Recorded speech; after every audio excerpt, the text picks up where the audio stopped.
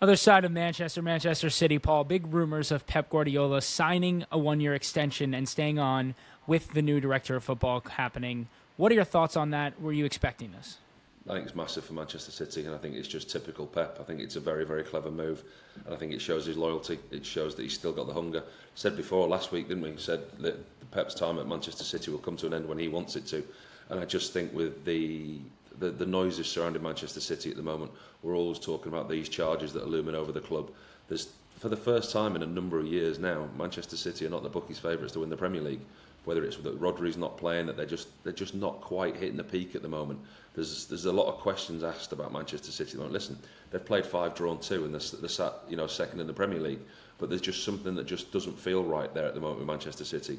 We always say every season, whoever finishes above Manchester City will win the Premier League. They're that juggernaut that just kicks into gear around the new year and they go on a winning run. But at the moment, with the charges, the uncertainty surrounding the club, with a new director of football coming in, they're not the favourites to win the Premier League at the moment. I just think it's perfect timing by Pep and the club. I think it's very, very clever. And I think it's probably something that Pep wants to do, take the noise away, take the distraction away.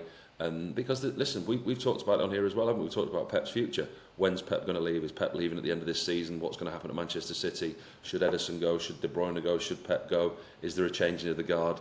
By him signing a new contract, he just nips it all in the bud. I think it's very clever. And Pete, we know Kevin De Bruyne's future is a little bit up in the air, and Manchester City clearly interested in some new attacking midfield options. Is there a chance of a massive move for Cole Palmer returning to Manchester City, or Florian Wirtz making that big move to the Premier League, or are these kind of just smoke and mirrors? I think it's just speculation right now as well. Cole Palmer would be sensational if he was to end up going back to Manchester City, but I don't see there's anywhere that Chelsea would even entertain any offers for Cole Palmer, considering how important he is for the Stamford Bridge outfit. It would take an absolute, probably a world record fee to lure Cole Palmer away from Chelsea right now as well, so I see that one as highly unlikely. Probably just Manchester City having a few regrets that he ended up leaving, but the player wanted to leave for regular first team football, so you got to give credit to him for making that move from City, because I'm sure City would have been happy to keep him as long as he was happy to be a squad player, which he obviously wasn't. So I think Cole Palmer's really kicked on and been a real smart signing for Chelsea. Florian Wirtz, again, one of the most exciting attacking midfielders in Europe. What he did for Bayer Leverkusen last season was outstanding, helping them win the Bundesliga title, and I think he got Bundesliga Player of the Year as well. So yeah, a lot of clubs will be looking at his situation, not just Manchester City. If he comes available from Leverkusen in the next summer transfer window, you'll have all of Europe's big guns after him as well, and reports are suggesting that Bayern Munich probably are slight favourites to land Wirtz if he is to end up leaving Leverkusen, which normally happens. Bayern Munich do normally snap up the best talent in Germany because it makes them stronger and weakens their rivals, which obviously signing Wirtz would do as well. And Real Madrid have been linked with the German international as well. But yeah, I'm sure he's on Manchester City's radar, no doubts about that, but I do think that they're probably outsiders in this race to sign Wirtz right now. And Paul, let's put the 115 charges to the side for a minute and just focus on Pep Guardiola and these players. If you're a Florian Wirtz or you're somebody at Manchester City right now, how much does finding out what Pep's future is depend on what your next move is? You're not committing to anything until Pep decides to stay, or Manchester City is still such an attractive destination either way? Yeah, of course they are. They're absolutely one of the most attractive destinations in Europe for a footballer.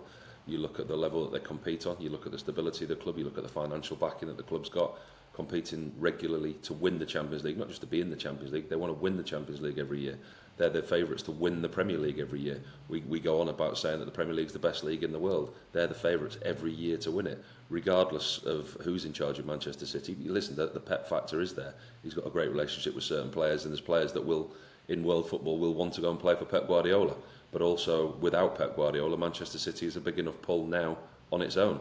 I mean, it wasn't years ago. You look, before the club developed and before it got to where it is now, it certainly didn't have the same wow factor it's got now. But it's a huge attraction for players all over the world to come and play for Manchester City for all the reasons that I've just said.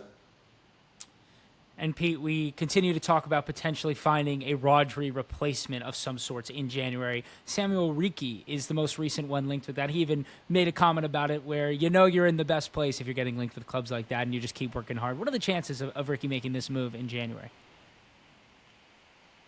Yeah, again, we've talked about Ricky in previous podcasts that he is attracting a lot of interest from English clubs. Tottenham were the team that we were talking about then, of looking at the Italian international.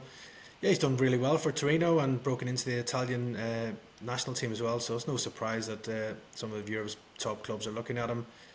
Uh, Again, I'm sure Manchester City will be doing their homework on Ricky to see if he is a potential signing as well. But how do you replace Rodri? It's an unenviable task for anybody to go into that Manchester City team and do what he does, to the effect that he has as well. He's such a key player in that side. And we've obviously seen he's such a huge miss when he's not playing. But yeah, I'm sure Manchester City will be looking at potential options in the January transfer window. But I think it's hard to find those top players in January and try and prize them away from the potential selling club as well. And I think Torino will be doing everything they can to try and keep hold of Ricky in the January window. We'll see what happens in the summer one. As I said, it's not just Manchester City who are interested in the Italian international, but I don't see any move happening in January. Maybe potentially in the summer there could be scope for a move to happen for Samuel Ricky, especially if he keeps progressing like he is for Torino and for the Italy national team as well. But yeah, Manchester City will be looking at a whole host of midfielders to see who can possibly step up and fill that void of Rodri's injury.